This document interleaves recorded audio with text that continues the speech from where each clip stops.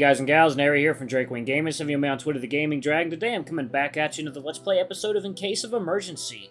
So y'all, let's just go ahead and jump right back in, shall we? Alarm chain, you are up, and let's go. We're back in the real world, I think. For now.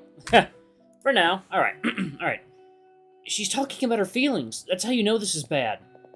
She doesn't believe you. You need irrefutable evidence. I'm serious. I'm being serious. You have to believe me. I'll take a picture and show you next time. A long pause where she starts and stops typing. You think she's given up before it lights up one final time. Okay, sure. There's an awkward moment of silence where neither of you type. You're not sure if you should attempt to stretch out the conversation or wait for a response. Can I count on you to deal with the catering? Rick is turning into a real groomzilla, so I'm trying to get him to delegate. No fountains of any kind, please. And no shellfish. Make sure there are vegetarian options. Hip, but not extravagant. People should know that we have money, but not think that we're showing off. Okay, I got it. Okay. Don't set the delivery time too early. The food will get dry. Your phone pings another notification. You've been added to another chat. Okay, I've got to go. You see that she's typing a reply. Still typing. Impatient, you swipe to the new chat.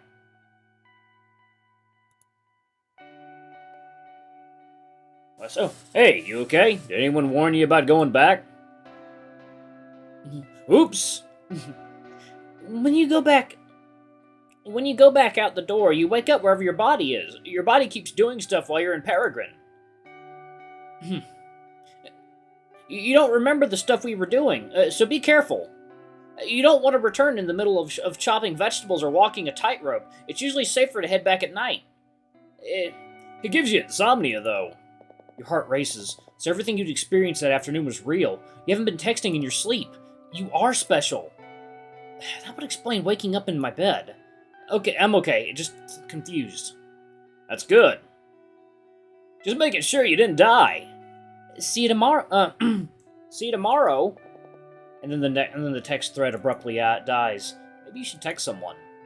Text Cedric. I'd rather die than text someone first. What? Aw, the initiative, man. Yeah, I think I'll be doing Cedric. I'll do Cedric, then I'll do Wes, and then I'll do Luke. You pull up Cedric's number. You lost all your previous conversations when you changed phones a couple years ago. It's hard to tell if that's a blessing or a curse right now. You wonder if he still has your last conversation logged. What was it about? The first weeks of college? When you still made plans to get lunch together? Did you ask to borrow detergent? Hey, how are you? There's a long pause that makes you wonder if this was even a good idea. Hey! Sorry, we can't talk. I have work to do. See you tomorrow. Well, it was worth a shot. Wes. Hey. What's up? Sorry, gotta deal with something right now. There's a long pause with no response. Guess he's busy. Luke. Hey. How's it going? Hey! Wanna grab food? Not dinner, like a snack. And preferably under $10. Sure. Did you have a place in mind? Yeah! Luke sends you directions to a diner on the outskirts of campus grounds. A well-loved, if overpriced spot frequented by hungry college students. It doesn't take long for you to get ready. The sun is set, but warmth still radiates from the sidewalk, letting you walk out in only a t-shirt and shorts. People are strolling through the streets, all of them completely unaware of what you've seen today. You're the only one here who knows about his secret world, but rather than making you feel alone, the thought fills you with a rare sense of belonging. Finally, there's a place that you were meant for. Luke is waiting for you in a corner booth of the diner as promised. He waves you over as you approach. Nice place, huh? It's open until early in the morning. Probably to capitalize on the stoners, but I used to come here during finals to study. He shrugs like you've caught him in a lie. He shrugs like you've caught him in a lie you weren't looking for. And also, when I was stoned out of my mind. He grins at you like the events of the evening are already far behind him. Up close, you notice he has a snaggletooth, a crooked canine that juts out at an awkward angle from the rest of his teeth. Sitting next to him is a laptop connected to a power cord that disappears under the table, as well as a glass of water and a laminated menu that he slides over to you. You should probably order something. I've just been sitting here charging my stuff. They don't like it when you do that. Look at the menu.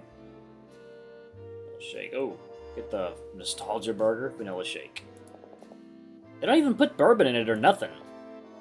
Luke's wallet is grateful. I'll have a vanilla shake. Luke flags down a waitress in a spotless navy blue apron. Oh, well, hold up. Let's see. It's a breakfast platter. Breakfast without the misery of waking up in the morning. I'll have a breakfast platter. Luke flags down a waitress. Okay, oh no, let's do that. Nostalgia burger. It's a burger and a fries at a diner. What more do you want? I'll have a burger. No. I get a vanilla shake. Okay. Luke flags down a waitress in a spotless navy blue apron, who hurries over eagerly with a pen and pad pressed to her chest. Her champagne t-shirt reads Gina's Diner. Gina's Diner?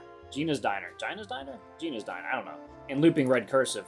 He orders a mint shake for himself and a vanilla shake for you. So, as you wait for your food, Luke spins the screen of his laptop towards you, revealing an online shopping history of military-grade tactical gear. Check it out, I've been preparing for the main event, but those monsters have never dealt with Kevlar before. Holy shit, are you bringing all this with you? Are you going to get a gun?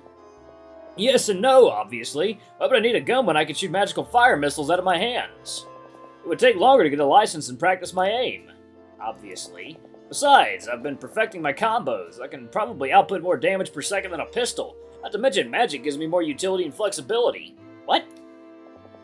Luke taps at his keyboard, changing tabs to a spreadsheet of numbers and data. You can see subsheets within the spreadsheet labeled Ranged, AoE, Utility, and so on.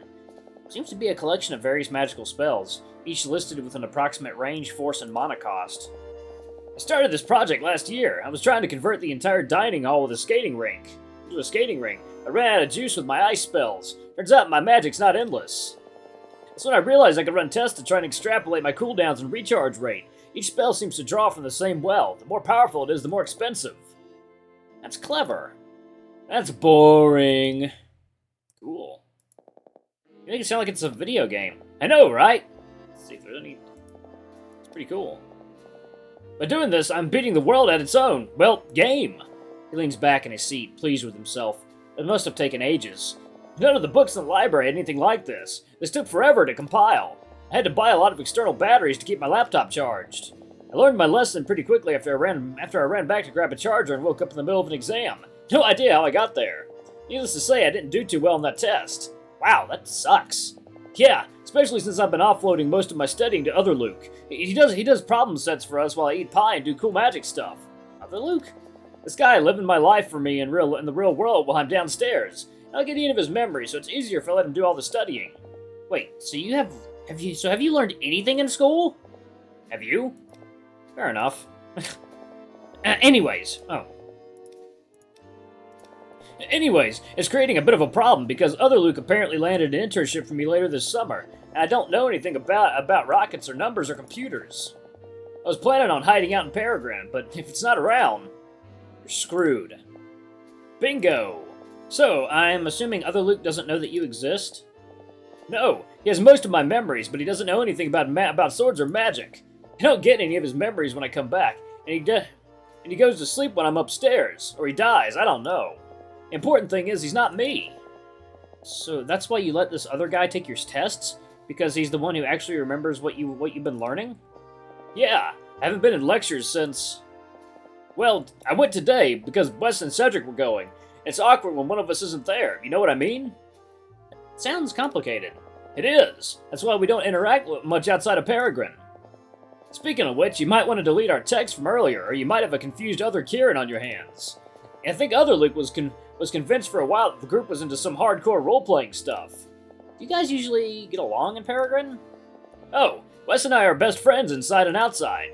That guy's obsessed with me. He's kind of needy and annoying, but I keep him around because I feel a sense of obligation to him. Cedric? And? The waitress comes by with her food. She sets Luke's glass in front of him. A frosty green concoction with a towering glob of whipped cream set on top. An artificially red cherry sits in the pillowy confection. And if you're asking about Cedric, well, I don't know. Whatever. He just doesn't get me. Which is weird, because I'm really normal and a likable guy. Luke takes a fork and begins to push the maraschino cherry deep into the shake, causing the whipped cream to balloon out from displacement. It teeters on the brink of spilling without ever doing so. By the time the fork is fully engulfed, he's holding the very end of the handle with the tips of his fingers. He pulls the fork back out, covered in cream, and the cherry successfully speared on its tines. He probably has other stuff going on in his life. Yeah, that's the only explanation that makes sense. Luke pauses to dangle the fork over his mouth, eat the cherry, and begins to polish off the rest of the fork with his tongue. Anyways, what Cedric doesn't get is that games aren't about having fun. Fun is for movies and books. Games are about two things. 1, rules, and 2, winning. What makes Peregrine a game and not a book? A book world's can have rules, and characters can win at the end. Yeah, but characters winning doesn't mean that I'm winning. I've definitely lost at the end of some books, even though the characters won. Lost brain cells, that is. Games aren't like books or movies, because you get to make the choice in them, like when to attack, when to hold, when to push. And the game will always remember what you did. If you don't have mana during an important fight, it might be because you blew a spell 30 seconds ago. If you don't have enough gold, it's because you didn't farm well enough. It feels like an oversimplification, you think, as you dig in your vanilla shake, but what do you know? Maybe games that overvalorize player autonomy are misrepresentations of the world that entrench erroneous myths about individualism and universal humanism that's in fact a gendered construct implicated in systems of power. And the way you win it is by knowing what options you have available to you and why.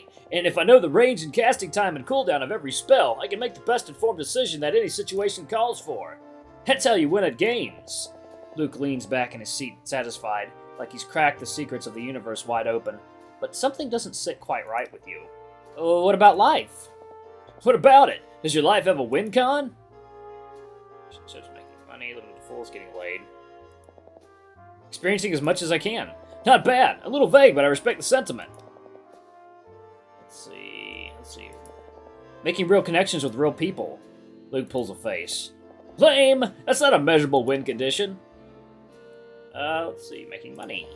Making a lot of money. You sound like my parents. Unoriginal, but it's about as good as about anything else. Let's see. Getting laid. Probably getting laid. Amen! That's what we were put on this planet for, to fuck and then to die. Oh god. Living life to the fullest. There you go. Not much. You're just as lonely, broke, inexperienced, and horny as you were 4 years ago. It covers all of them. Shrug.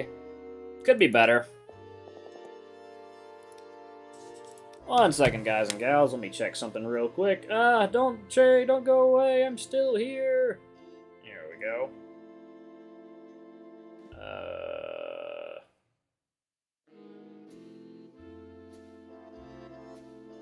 Okay, there we go. Alrighty. Yeah, life tends to be disappointing like that. Lucky for us, we're getting a second chance at it. Luke grins as like he's letting you in on an inside joke. In a way, he is. Peregrine is a second chance at everything you've missed out on. The parties you didn't go to, the friends groups you never belonged to, the meeting you never found. For the first time in your life, there's a purpose to your existence. Second time's the charm? Luke raises his milkshake to you, his second dessert of the night. to living better lives. I'm into that. Next week flies by too quickly, or maybe it can't go fast enough. With preparations for the journey well underway, the path from your dorm to Redoubt Hall's felty emergency exit becomes a well-trodden one. Every morning is the same, yet different from any other. Instead of your usual routine of waking up while it's still dark outside, pulling the covers over your head and drifting in and out of dreams until the sound of traffic becomes unbearable around 9 or 10 or whenever, and stumbling into the common room kitchen to stare at the rattling coffee machine until it delivers you from the melancholy of morning. You find yourself waking up at 7 a.m. sharp to the saccharine sound of your phone's default alarm. For once, it doesn't sound like the chorus of birds and harpists are mocking you.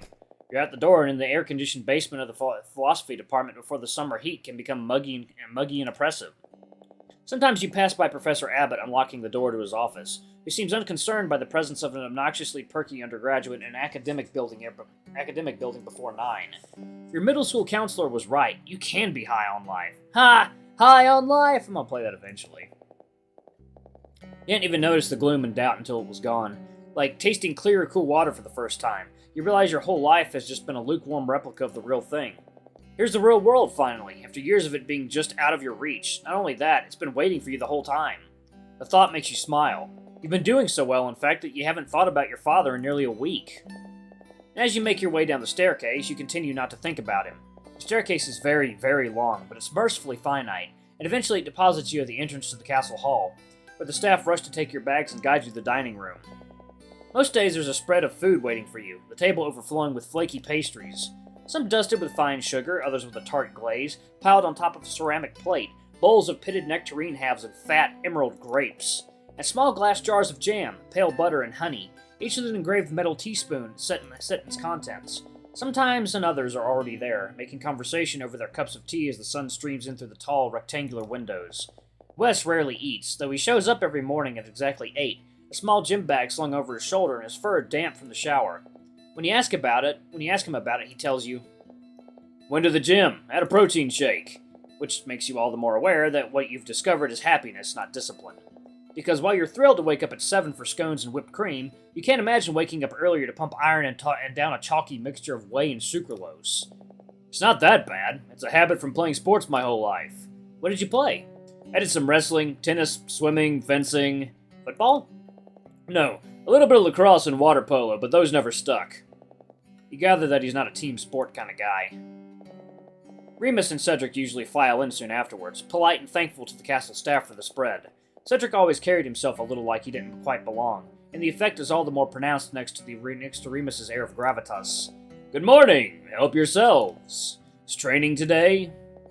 Cedric coughs as he bites into his pastry, sending up a cloud of powdered sugar. Some of it lands on his nose. "Yes, of course. We're working on Perry's." Luke is almost always the last to arrive, a wrinkled button-down tossed over his shirt as he rubs his bleary eyes in the doorway.